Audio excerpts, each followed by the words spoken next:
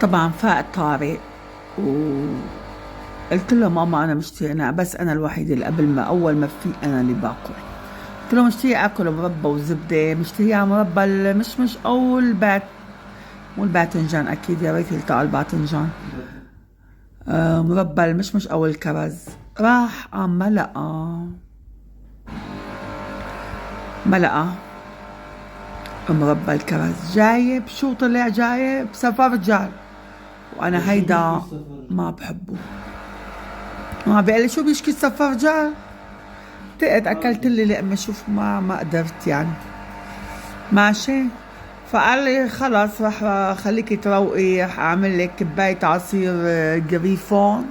وهلا طارق عم بيعمل جريفون، عم بيعصر، بيضحك بس بحكي معه بيضحك وبيتبسم بس. ماشي. لا تقولوا لي انتوا عنكم هيك مثل طارق. لك ليش ما عم بتعلقوا بالكومنتات، تكتبوا بالكومنتات؟ ليش ما عم بتعملوا لايكات؟ يعني شو بفرق انا يعني عن البقية؟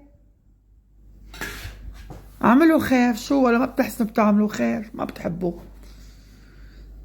يلا رح نضل نتابع معكم يومياتي انا وطارق، اكيد بالاضافة للمحتوى اللي انا بقدمه. تحياتي إلكم. ايه بس ما تنسوا تعملوا لايكات واعملوا فولو لهالحساب، بلكي عسى ولا علا يعني. ماشي؟ ماشي ولا مش ماشي؟ ماشي اوكي. بحبكم على فكرة. يلا باي.